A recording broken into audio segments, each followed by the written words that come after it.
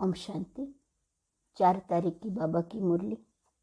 मीठे बच्चे, बाप से सर्व संबंधों का सुख लेना है तो और सबसे बुद्धि की प्रीत निकाल, माँ में कम याद करो, यही मंजिल है।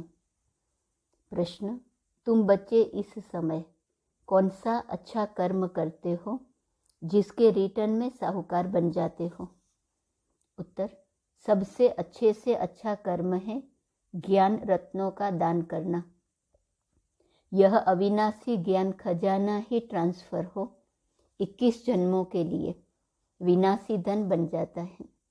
इससे ही माला माल बन जाते जो जितना ज्ञान रत्नों को धारण कर दूसरों को धारण कराते हैं उतना साहूकार बनते हैं। अविनाशी ज्ञान रत्नों का दान करना यह है सर्वोत्तम सेवा। ओम शांति। शिव बाबा अपने सालिग्राम बच्चों को समझाते हैं, यह है परमात्मा का अपने बच्चों आत्माओं प्रति ज्ञान। आत्मा आत्मा को ज्ञान नहीं देती। परमात्मा शिव बैठ, ब्रह्मा सरस्वती और तुम लकी स्टार्स बच्चों प्रति बैठ समझाते हैं, इसलिए इनको परमात्मा ज्ञान कहा जाता है। परमात्मा तो एक ही है, बाकी क्रिएशन है क्रिएटर की। जैसे लौकिक बाप ऐसे नहीं कहेगा कि यह सब हमारे रूप हैं, नहीं, कहेगा यह हमारी रचना है। तो यह रूहानी बाप है जिसे भी पार्ट मिला हुआ है, वही मुख्य एक्टर, क्रिएटर और डायरेक्टर है। आत्मा को क्रिएटर नहीं कहेंगे। परमात्मा के लिए कहा जाता है तुम्हारी गत मत तुम ही जानो। उन सब गुरुओं की तो अपनी अपनी अलग मत है, इसलिए परमात्मा आकर एक मत देते हैं, वह है मोस्ट बिलोव्ड।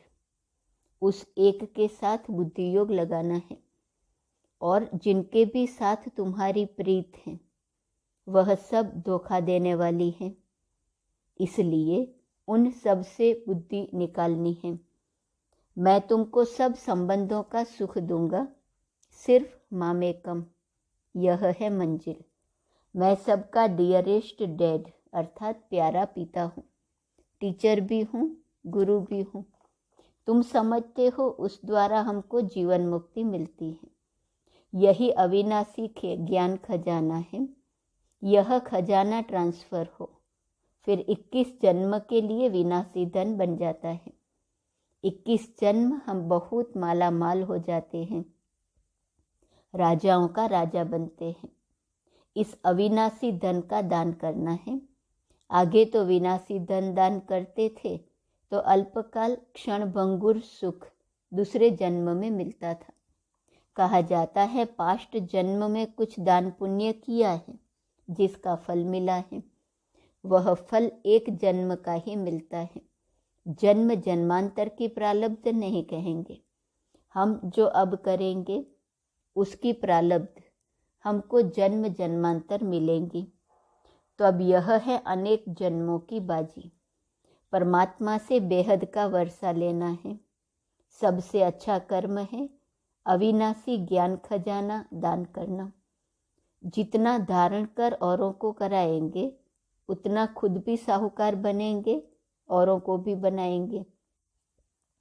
यह है सर्वोत्तम सेवा जिससे सदगति होती है।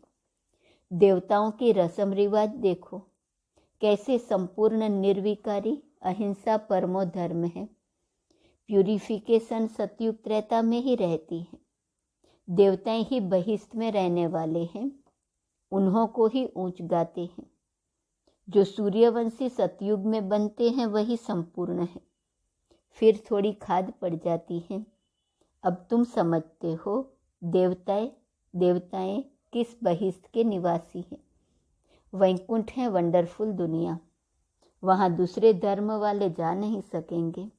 यह सब धर्मों को रचने वाला ऊंचे ते ऊंचा भगवान है। यह देवता धर्म कोई ब्रह्मा नहीं स्थापन करते हैं। यह तो कहते हैं मैं इम्प्योर था, मेरे में ज्ञान कहाँ से आया।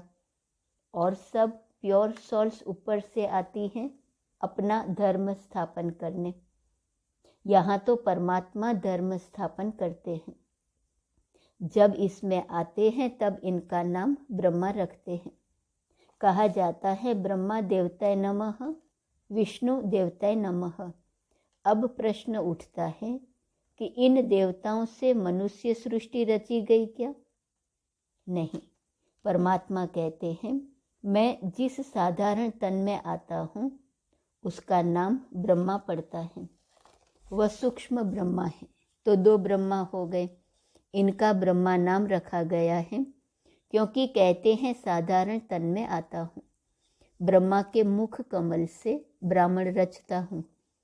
आदिदेव से ह्यूमैनिटी रची गई। यह हुआ ह्यूमैनिटी का पहला बाबा। फिर वृद्धि होती जाती है। अब तुमको राजाओं का राजा बनाते हैं, परंतु बनेंगे तब जब देह सहित देह के सब संबंधों से नाता तोड़ेंगे। बाबा मैं तुम्हारा ही हूँ बस। यह तो निश्चय है। हम 100 प्रिंस बनते हैं। चतुर्भुज का साक्षात्कार होता है ना, वह है ही युगल। चित्रों में ब्रह्मा को 10-20 भुजाएं दिखाते हैं। काली को कितनी भुजाएं दी हैं। इतने बाहों वाली चीज तो होती नहीं। यह सब अस्त्र शस्त्र है। अपना है ही प्रवृत्ति मार्ग। बाकी ब्रह्मा की जो इतनी भुजाएं दिखाते हैं, समझते हैं यह जो ब्रह्मा के बच्चे हैं वह जैसे इनकी बाहें हैं। बाकी यह काली आदि कुछ नहीं है। जैसे कृष्ण को काला कर दिया वैसे काली का भी चित्र काला कर दिया है। यह जगदम्बा भी ब्राह्मणी है। हम अपने को भगवान अथवा अवतार नहीं कहते हैं। बाबा कहते हैं सिर्फ मामेकम याद करो। वास्तव में सब शिव कुमार हैं शालिग्राम। फिर मनुष्य तन में आने से तुम ब्रह्मा कुमार ब्रह्मा कुमारी कहलाते हो। ब्रह्मा कुमार कुमारियां फिर जाकर विष्णु कुमार कुमारियां बनेंगे। बाप क्रिएट करते हैं, फिर पालना भी उनको करनी पड़ती है। ऐसे डियरेस्ट डेड के तुम वारिस हो, उनसे तुम सौदा करते हो। यह तो बीच में दलाल है। बाबा है होली गवर्नमेंट। वह आए हैं इस गवर्नमेंट को भी पांडव गवर्नमेंट बनाने। यह है हमारी उच्च सर्विस। गवर्नमेंट की प्रजा को हम मनुष्य से देवता बनाते हैं बाबा की मदद से। तो हम उन्हों के सर्वेंट हैं ना। हम वर्ल्ड सर्वेंट हैं। हम बाबा के साथ आए हैं सारी दुनिया की सर्विस करने। हम कुछ लेते नहीं हैं। विनाशी धन महल आदि हम क्या करेंगे? हमको तो सिर्फ 3 पैर पृथ्वी चाहिए। तुम बच्चों को अभी सच्चा सच्चा ज्ञान मिल रहा है।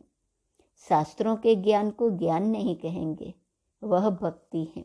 ज्ञान माना सद्गति, सद्गति माना मुक्ति, जीवन मुक्ति। जब तक जीवन मुक्त नहीं हुए हैं तब तक मुक्त भी नहीं हो सकते। हम जीवन मुक्त होते हैं, बाकी सब मुक्त होते हैं। तब तो कहते हैं तुम्हारी गत मत तुम ही जानो।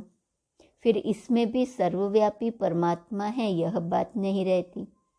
यह तो कहते हैं कल्प कल्प मैं अपनी मत से सबकी सद्गति करता हूँ। सद्गति के साथ गति आ ही जाती है। नई दुनिया में रहते ही थोड़े हैं। आगे हम कहते थे गट में ही सूर्य, गट में ही चांद, गट ही में 9 लाख तारे। गट में सूर्य इस समय है, गट में शिव है जिसका ही इतना विस्तार है। फिर गट में मम्मा बाबा और लकी स्टार्स।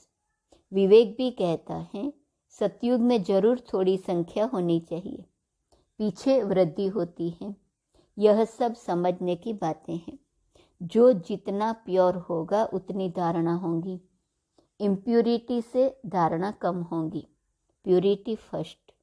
क्रोध का भी भूत रह जाता है तो माया से हार खा लेते हैं।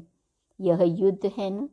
उस्ताद को पूरा हाथ देना है, नहीं तो माया बड़ी प्रबल है। जिनका हाथ में हाथ है उनके लिए ही बरसात है। जैसे बाबा साक्षी हो, पार्ट भी बजाते हैं, देखते भी हैं। यह तो समझ सकते हो कि माँ बाप और लकी स्टार्स जो अनन्य हैं उनको ही फॉलो करना है।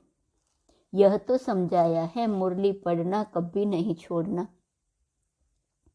अच्छा, मीठे मीठे सिकिलदे बच्चों प्रति माता पिता बाप दादा का याद, प्यार और गुड मॉर्निंग। रूहानी बाप की रूहानी बच्चों को नमस्ते, रूहानी बच्चों की रूहानी बाप को नमस्ते नमस्ते नमस्ते। धारणा रात्रि क्लास है 23 दिसंबर 58। देखो ऑलमाइटी बाबा के यह सब कितने रूहानी कारखाने अर्थात सेंटर्स हैं, जहाँ से हर एक को रूहानी रत्न मिलते हैं। बाबा है सब कारखानों का सेठ। मैनेजर्स लोग संभाल रहे हैं, दुकानें चल रही हैं। दुकान कहो, हॉस्टल कहो, यह तुम ब्राह्मणों की फैमिली भी हैं। तुम्हें अपना जीवन बनाना है एजुकेशन से। इसमें रूहानी और जिस्मानी दोनों इकट्ठा हैं, दोनों बेहद के हैं। और वह है रूहानी जिस्मानी दोनों हद के। गुरु लोग जो भी शास्त्रों आदि की रूहानी शिक्षा देते हैं वह सब है हद की। हम किसी मनुष्य को गुरु नहीं मानते। हमारा है एक सतगुरु जो एक ही रथ में आते हैं। घड़ी घड़ी उनको याद करेंगे तभी विकर्म विनाश होंगे। तुमको धन उस ग्रैंडफादर से मिलता है, इसलिए उनको याद करना है। कोई भी कर्म ऐसा नहीं करना है जो विकर्म बन जाए। सतयुग में कर्म अकर्म होते हैं, यहाँ कर्म विकर्म होते हैं, क्योंकि 5 भूत हैं। हम बिल्कुल सेफ हैं।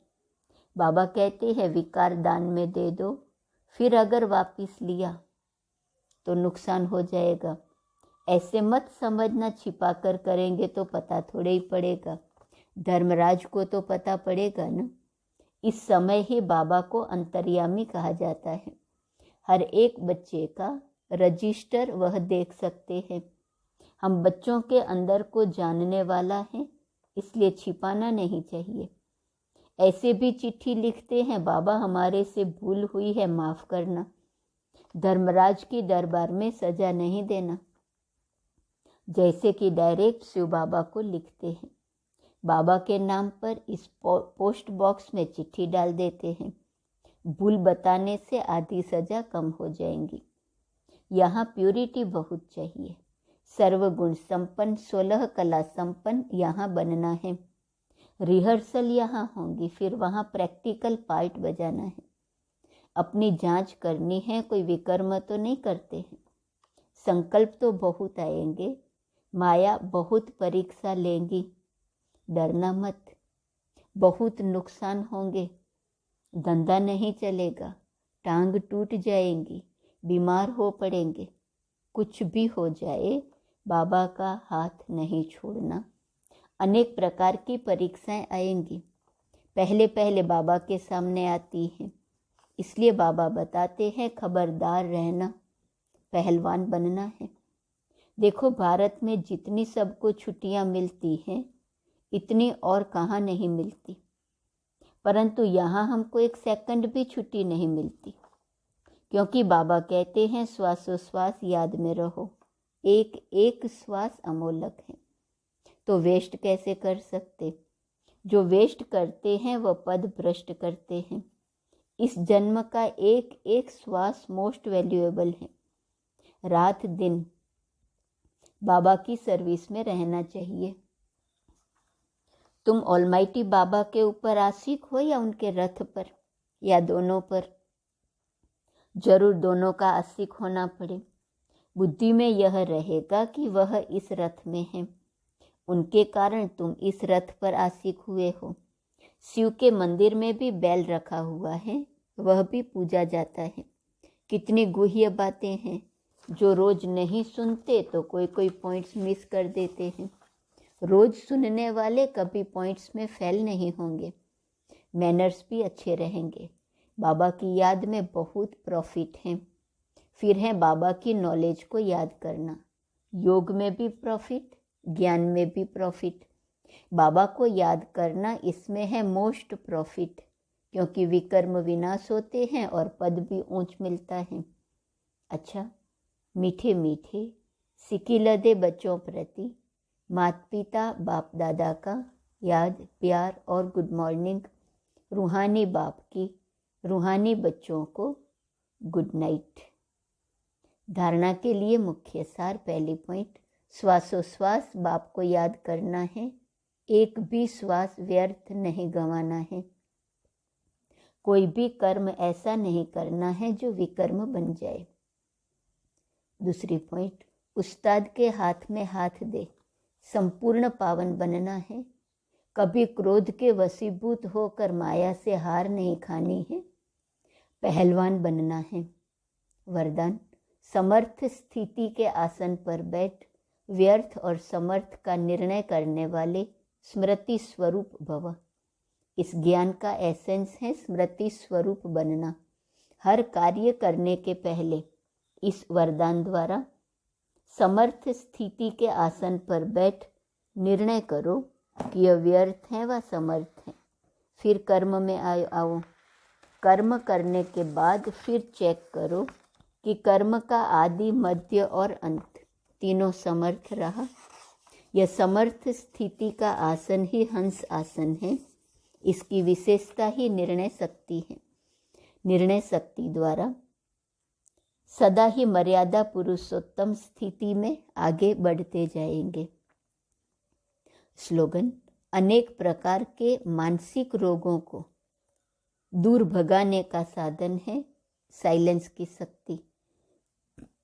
आज का स्वमान 4 फरवरी। मैं तीव्र पुरुषार्थी हूँ।